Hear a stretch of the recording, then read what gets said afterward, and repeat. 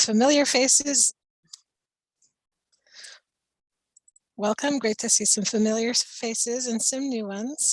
My name is Rachel Nygaard, and I lead the Strategic Partnerships Office for Buncombe County, and I'll be hosting our call this evening together with Angeline.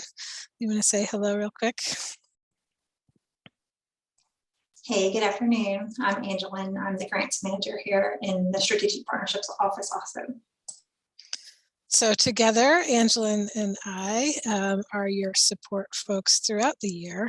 We like to get everyone together all at once at the beginning of the grant year to go over some basics. Even though we have a lot of people on the call, we want to make sure that we take time for some hellos, some introductions. Angeline will go through the names of all the organizations that have funded projects. And when you hear the name of your group, if you would unmute, if you're comfortable doing that, and share your name, and if you want, your role with either the organization or the project, so we can get a sense of who is here and think about connections between organizations. We will think later in the year about ways to bring people and groups together for more of that relationship building and that collaboration. Today is mostly information sharing, but let's start off with some hellos. Okay, the first organization is A Therapist Like Me.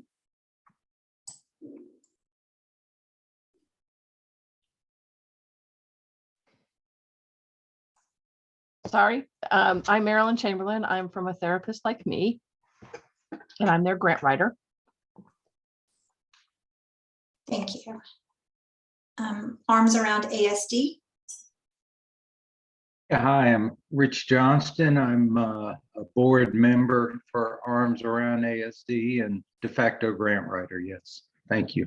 We appreciate the support of Buncombe County. Thank you. Asheville Buncombe Food Policy Council, which is using Bountiful Cities as their fiscal agent. Hello, I'm Gina Smith. I am the coordinator for the Asheville Buncombe Food Policy Council. Very happy to be here today and to see all of you. Thank you. Big Ivy Community Development Club. Hi, I'm Kathy Ledford. I'm the board director, and we appreciate all that the county's done for us and keeps us in the loop with new programs. Thanks.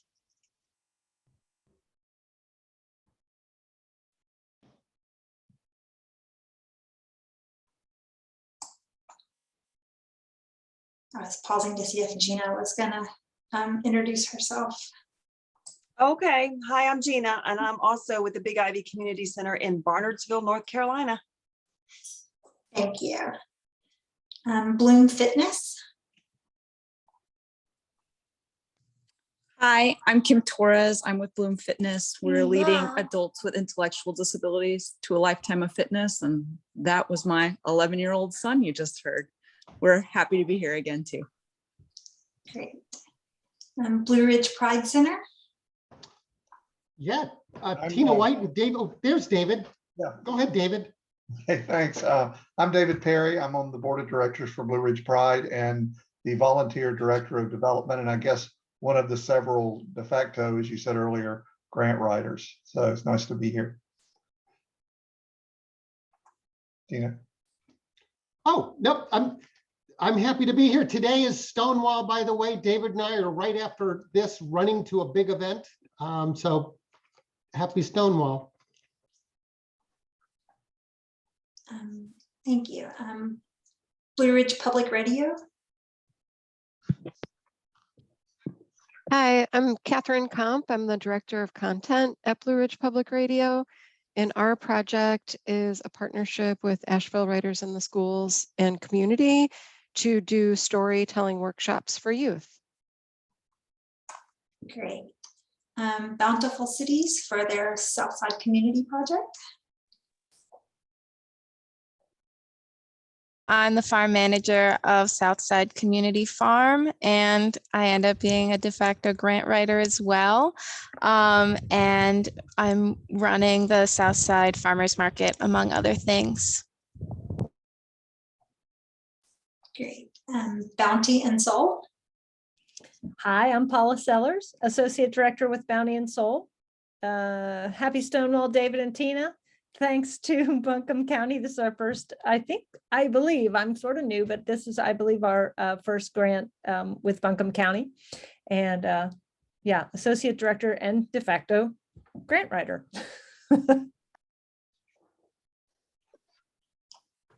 Collaborativa La Milpa. Hi, my name is Bianca Landaverde, and I'm the resource mobilizer for Colaborativa La Milpa. Welcome. Community Action Opportunities. Good afternoon, everyone. I'm Brian Repass. I'm the Head Start Director. And good afternoon. I'm Mary Arnold, and I'm the Program Operations Manager with Head Start. Literacy Together. Hi, I'm Julie Taylor, the Program Director for Youth Literacy for Literacy Together.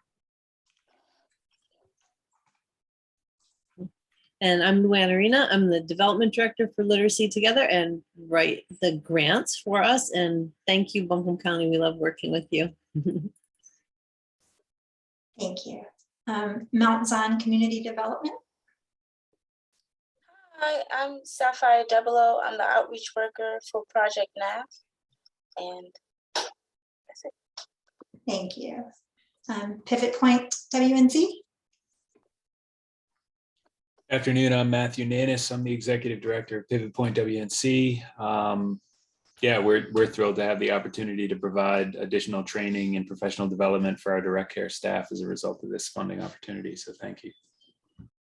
Great, thank you. Read to Succeed. Hi, my name is Olivia Fingold. I'm an AmeriCorps member through Duke University and soon to be the literacy coordinator for the organization. Thanks, Liv, and hi, everybody. I'm Jess McLean. I'm one of the co-executive directors of Read to Succeed, and our Tipping Point Grant project will be in partnership with Hood Huggers International, building community libraries and hosting some community literacy events. Great, thanks. Riverlink. Hi, everyone. I'm Justin Young. I run the education programs at Riverlink. Thanks, Justin. Shiloh Community Association. Hi, I'm Alex Page. I work at the Shiloh Community Association, working with the community gardens and environmental outreach. Thanks. Sunrise Community for Recovery and Wellness. Hello, everyone. My name is Tanasia Boyd. I've changed it now from Sue Polston to Tanasia. I'm so grateful to have this opportunity, and I am the grants manager and writer and a couple of other different things that you want to throw in there. And then I believe Jackie is also on this call.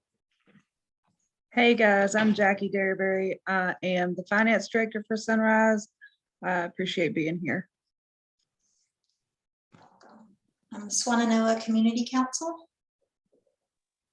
Hi, I hope you can hear me. I'm Alan Dye, and I'm here with my wife, Belle.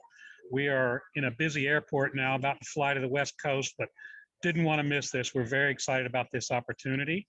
And I believe we have Glenn Peterson with us on this call as well. Great, thank you. Warrior Canine Connection. Hi there, my name is Jennifer Wilder. I'm with Warrior Canine Connection. I apologize, I'm having to just join with audio today, but Warrior Canine Connection places service dogs with wounded veterans in the Asheville, North Carolina area. And we also engage veterans with post-traumatic stress and traumatic brain injuries in the training of those service dogs as a form of canine assisted therapy. Thank you. I believe that's everyone. Did I miss anyone when I was going through the list?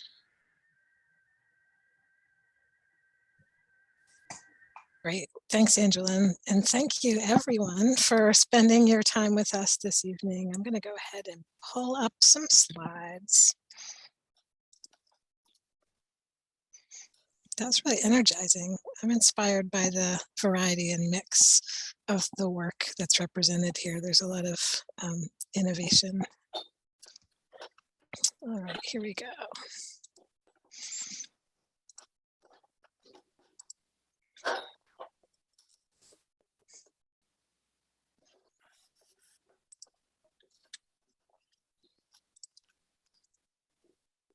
And there's the list of grantees that we were just reading from. But let's skip ahead to our agenda for our time together. We'll do a brief overview of the Tipping Point Grant in general, although if you've already been awarded the grant, as you have, because you're on the call this evening, this will be a refresher. So we'll jump into some information about this year's grant awards and spend most of our time sharing information about funding contracts, including reporting and monitoring. We want to make sure that we're clear about what next steps are needed in order for you to be able to get off and running with all of your projects. And we do have time for questions at the end. If you think of questions before we get to the Q&A, just type them into the chat and we'll get to them when we have time. Oops. All right. We will begin by looking just at the high-level overview of the county's grant programs. Buncombe County currently has 9 grant programs, partnering with community organizations across these various domains in alignment with county priorities and county goals. BuncombeCounty.org/grants is the website to visit to get into any of these grant programs and get the details about the grant awards and performance reporting, who's on the committee, when they meet, all of those types of details.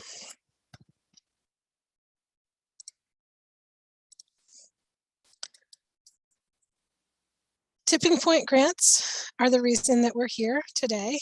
These are grants, small grants to amplify community efforts. The funding goes toward new projects. You heard me use the word innovation, and that really is one of the focuses of Tipping Point grants. So either a new project or a new activity or new ideas to improve existing programs. This particular grant funds one-time expenses, not operational funding.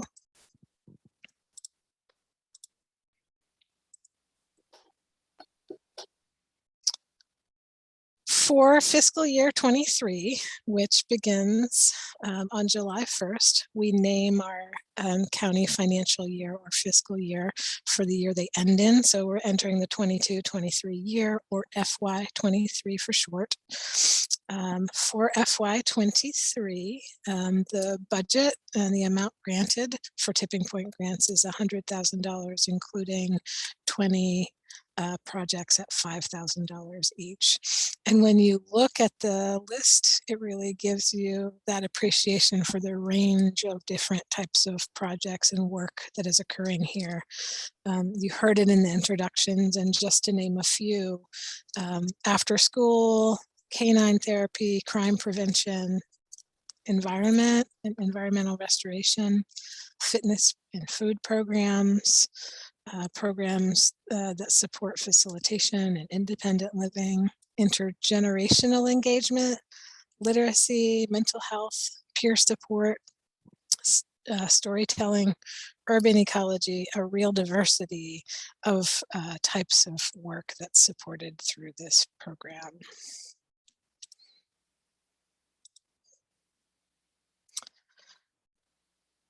As I mentioned, our grant period begins on July 1. This is an important date. It's the start of that new fiscal year, and your funding is to support the 12 months of that fiscal year, which runs July 1 through June 30. County staff have been working diligently to get you ready to get going on those grant projects. And the major way that we do that is through the contracts, which are our written agreements for the funding. So we will move into that content now, and I will pass to Angeline. Thanks, Rachel. So tipping point grants are awarded to Buncombe County nonprofit organizations. Organizations must be incorporated as a nonprofit organization, classified as tax exempt by the IRS. And they also must operate in Buncombe County with services to Buncombe County. Projects are encouraged to partner with the nonprofit to serve as a fiscal agent in order to meet the requirements. So contracts are the way that Buncombe County will provide funds to grantees. The contract will be a legal document between the county government and the nonprofit organization or fiscal agent. We follow certain rules given to us by the elected Board of County Commissioners, like the resolution that's mentioned here on the screen. It says that we are to establish contracts that contain certain elements, including financial assurances, insurance provisions, payment details, a scope of work, and reporting requirements. And we'll go over each of these items over the next few slides. So one of the elements of our contracts is nonprofit financial assurances. As described in the grant guidelines, we collect certain financial assurances from nonprofit organizations receiving grants. The required documentation for nonprofits includes the most recent IRS Form 990, as well as your financial statements. The required financial statements are tiered according to the size of the nonprofit. I mean, if for any reason your nonprofit is unable to provide the required assurances, please let us know, and we can review the case. We can review the situation on a case-by-case basis just to determine whether you qualify for a waiver to be able to substitute a different level of assurances. Insurance is also something that's pretty specific. We received guidance from the county's risk management office about the level of insurance to request, depending on the nature of the work being conducted. When you review your draft contract, you'll see a section listing which insurance is requested for your project and the minimum amounts of coverage needed. If you feel like you don't need to carry the amount of insurance being requested, please let us know so that we can look into it with you. But here on the screen are some of the common types of insurance that you may see. With the first three, the ones that are shown in bold, are the most common ones. These are fairly standard insurances for nonprofits to carry, and you can utilize grant funds to maintain the coverages as long as you've built it into the project budget. For the tipping point grants, payment is to be issued in full once the contract is fully executed, which means it's signed by both parties. The contract will serve as the invoice, which means the funds will be issued automatically without you needing to submit an invoice. All spending must be tracked so that the nonprofit can demonstrate funds are spent in accordance with the approved budget, and any funds remaining at the end of the contract have to be returned to the county. The scope of work in our contract is the place where we document the agreements specific to your project. Nearly everything else is boilerplate and applies to everyone. This is the section that's all about your work. When developing the grant-related activities for your contract, there were a few places that we did look, and we started with your application on what you proposed to do when you applied for the funds. And we also got your feedback on the activities and performance measures for your contract. And we took all the information together to develop a simple plan that summarizes the grant project. You should have already received a copy of your draft contract. And this is a section that you'll want to read closely and let us know if there's any areas of it that you'd like to request changes. In every scope of work, there's a section for reporting. The requirement for the tipping point grant is to submit 2 reports during the year, one in January for the first half of the fiscal year and one in July for the second 6 months. The reports will have 3 sections: expenses, narrative, and numerical. We'll provide a form for you to use. The expense section gives you a way to track what you have spent. And the narrative section is a chance for you to tell us about how your project is going. And then with your help, we've selected 3 to 5 numerical measures with annual goals for your reporting. And now I'm going to pass back to Rachel. Thanks, Angeline. That scope of work is definitely the place that I go to when I get the contracts, flipping to the last pages in it to find out the details of the project. But you'll want to make sure that you're taking a close look at the entire contract, whether that means sending it through your legal or through your board of directors, or if your executive director has the authority to sign it. If you hear nothing else, please hear just that we're open to being contacted anytime. We want to be responsive and flexible. It can feel like a lot, all of the information that's in the contracts and all of the requirements that are in there.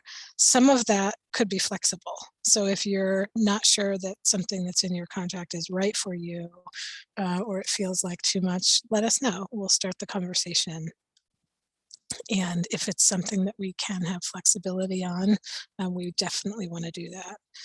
There are areas that are harder for us to be flexible because we're a government organization constrained by various kinds of laws, but there are a lot of areas where we can be flexible. I'm switching next to another topic, which is contract monitoring. This is a type of activity that comes later. So once everybody is already going on their projects, but having everyone today together represents a good opportunity for us to set the stage for what contract monitoring is. So you've heard the term and you're familiar with how we approach it. So contract monitoring, for what it means to us, it's a set of activities that we undertake to ensure that this government funding is being used and properly spent and accounted for, and making progress toward the goals that it's been granted to support.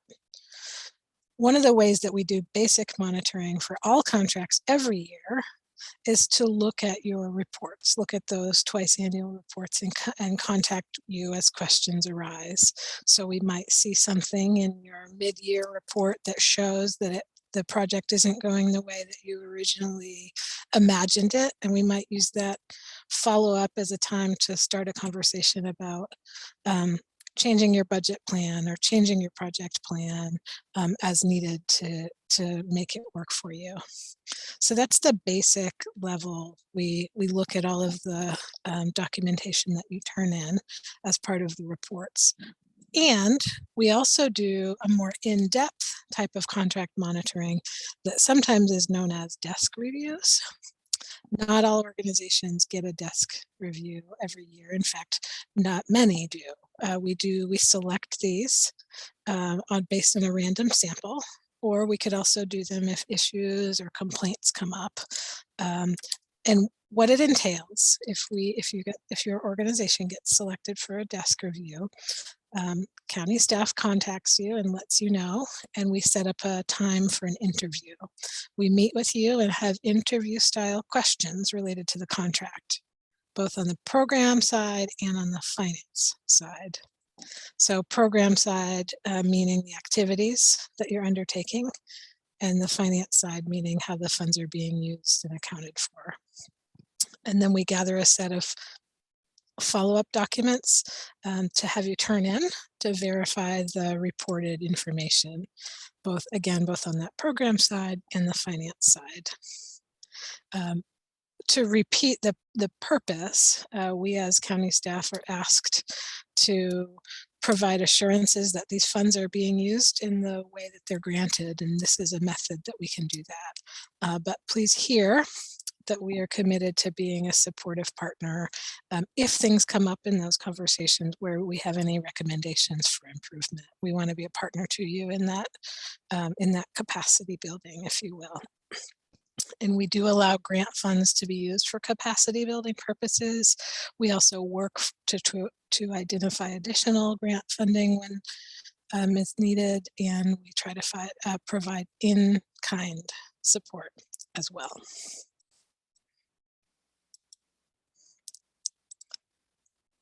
To give some practical examples about what we mean by findings or recommendations that might come out of a contract monitoring or a desk review. There are several common findings that occur. The first one listed says not having a method of linking expenses to the grant. So your funding contract in the payment section requires that your organization follow bookkeeping and accounting practices for nonprofits, including fund accounting. And this means that your organization should have a way to separate Buncombe County grant funds from the Tipping Point grant from other funds received and spent by your nonprofit. And using that structure of fund accounting gives nonprofits a way to link expenditures to specific grants, creating essentially restrictions. It puts a restriction on the funds on both the revenue side and then ties them to the expenses, and gives you a way to demonstrate which specific expenses were funded by the Tipping Point grant and by the public dollars. Missing receipts is something that comes up a lot. I want to reiterate that we do not require you to submit copies of receipts with your reports. So at the end of the year, when you do your second report, which will be due next July, you'll show how much funding has been used. Hopefully it will all have been used and we'll be closing it out. If there's any left over, you are required to return it. But we don't ask everyone to give receipts. What we do is more of the spot check through the desk reviews.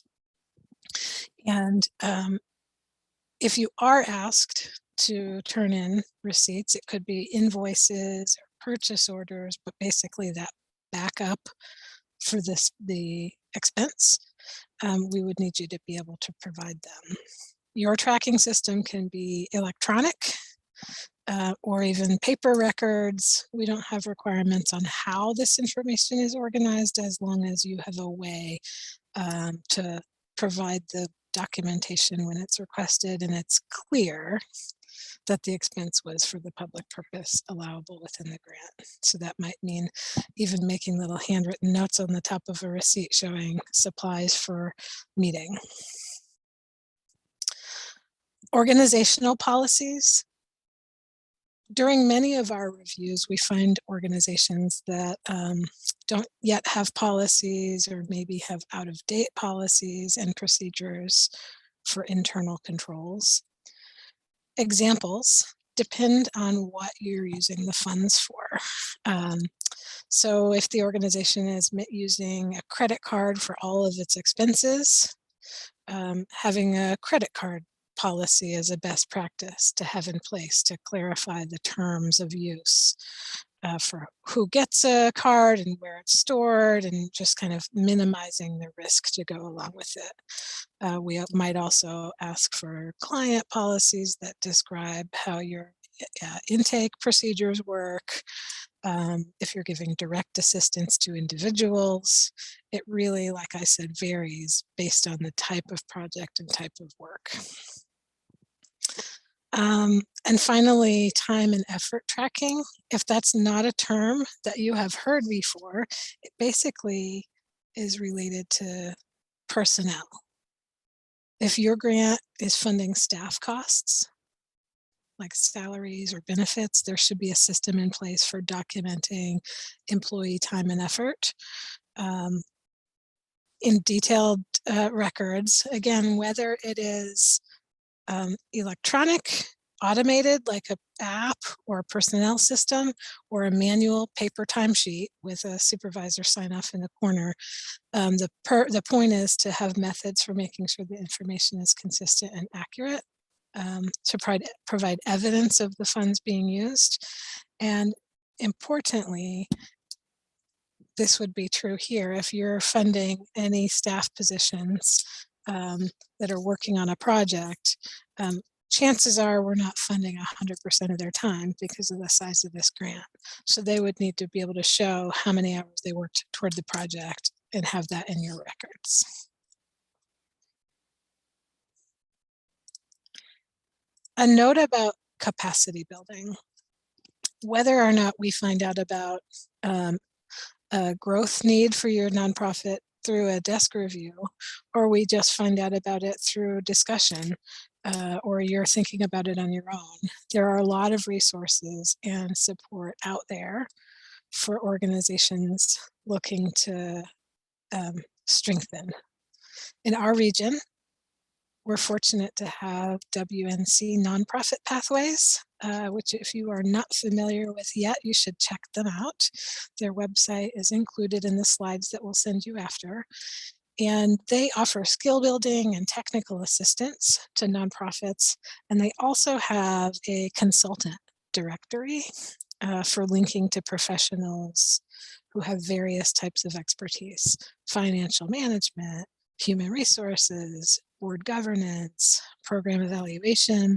You can put in the category and find local consultants that can help you out.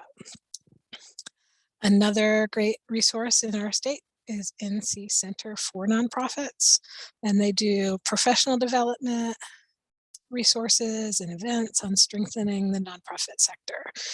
This is a membership organization, so not everyone can access all of their resources without joining, but many of them are available to anyone. And then if you do join, there are extra benefits like they have a pro bono technical assistance program. So back to next steps. That's the main thing that we want to be focusing on now is to get contracts executed.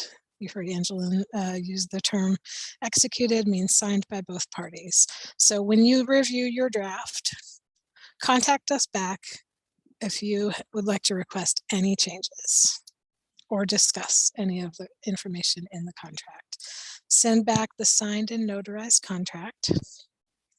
Send back your nonprofit financial assurances, which was the 990 in the financial statements. Don't hesitate to ask if you have questions or want to request, like Angela mentioned, a waiver on financial statements if you don't have the amount that, or the level that's written in. And send back your certificate of insurance. All of that together will help us get your contract to the fully executed state. I will mention that contracts are all effective July 1. Once we get it signed, we'll send the money over and you can start spending. But you could also, if you have money available, you could start spending as early as July 1st, even if we're still working on the paperwork, because you'll be able to count anything from July 1 through June 30 as billable, if you will, to the grant. Here's our contact information. Please do not hesitate to reach out anytime.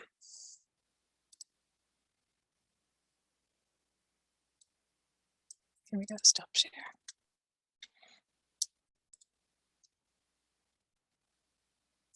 I am glancing at the chat to see if any questions came in while we were speaking, and I do not see any. So this is a time that we'll open up the floor for anyone who would like to speak up with a question.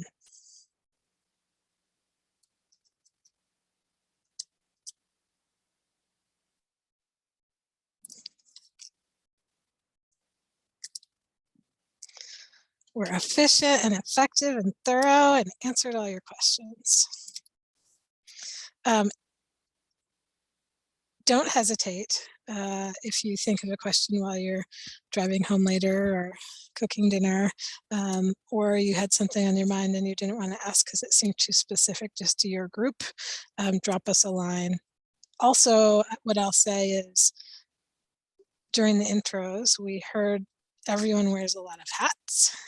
So some of what we covered might be important to someone else in your group, someone on your board, or someone who does your bookkeeping, or someone who does the reporting. Feel free to share the slides, which we'll send you, or the recording of the meeting, which we'll send you, or have them reach out if they'd like to chat with one of us.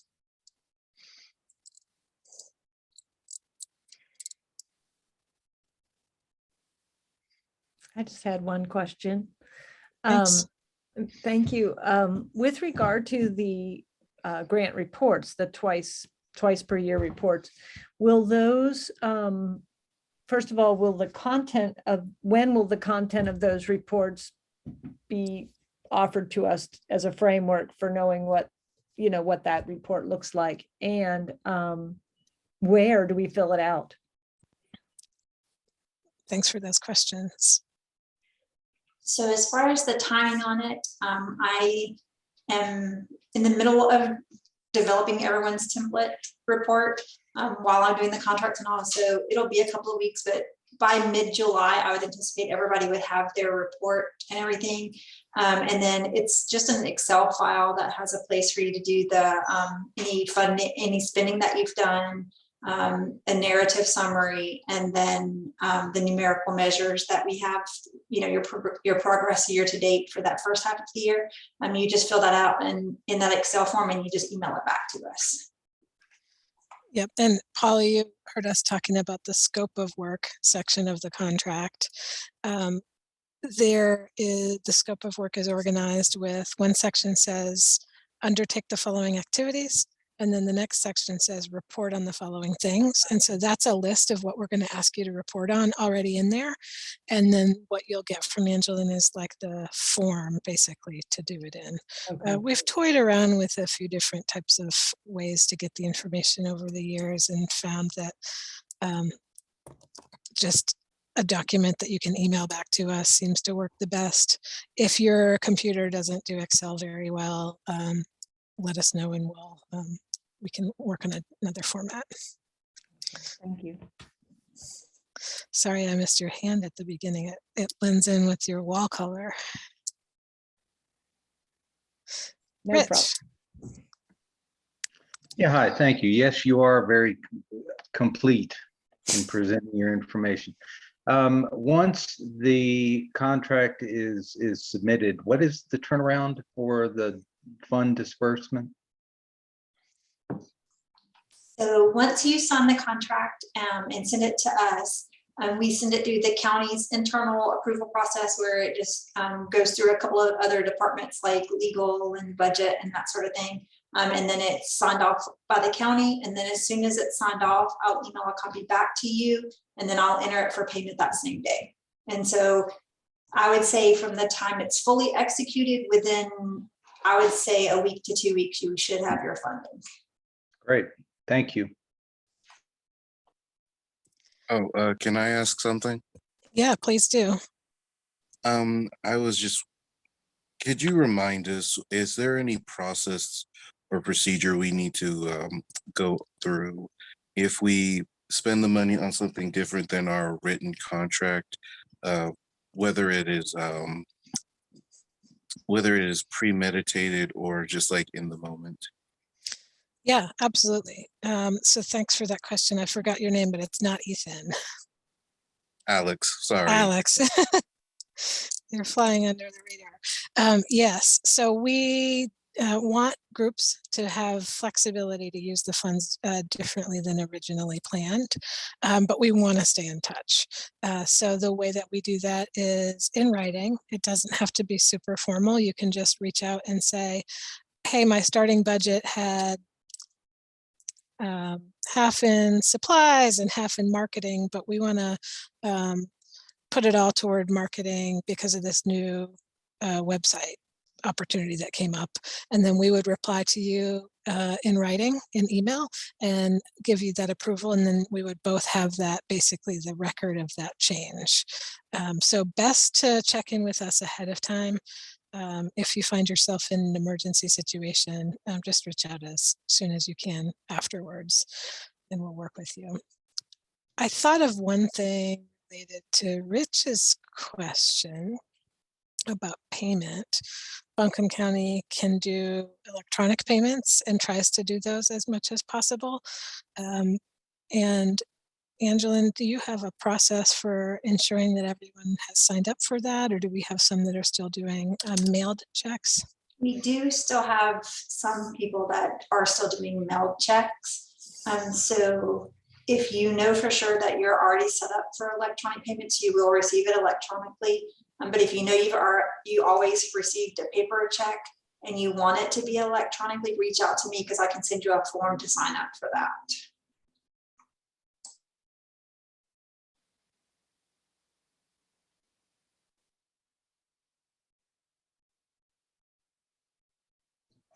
I'm Matt Nanis with Pivot Point. I just had a quick question, a clarification on the what was just discussed. So like if we get JCPC work remittance direct, so if we're getting from any Buncombe County related funding, then we're gotcha. I can't even, I'm glad you're giving the thumbs up because I can't even ask the question apparently. Yeah, one Buncombe. And we can try to look out for that in our kind of, you can imagine the little checklists that we have to move contracts through all their various stages, but we can try and look at your profile in our system. And if you're not already getting electronic, let you know.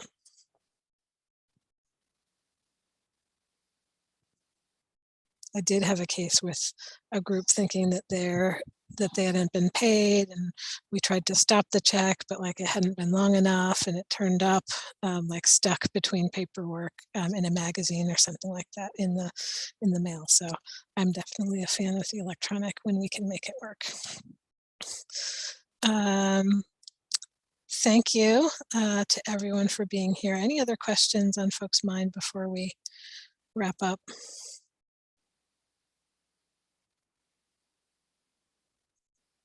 Great. Well, thanks. Go ahead, Kathy. Rachel? Yeah. I don't have a question, but I do want to let everybody know that Barnersville and the Big Ivy are doing our Independence Day celebration this Saturday rather than the 4th. And it starts at 2 and ends through dark when they do the fireworks, and everybody's invited. So anybody who wants to come out and take a look at our Big Ivy community, it would be a good time to do that. So you're all welcome. Thank you for sharing that invitation. We have a moment or two if anyone wants to share anything else.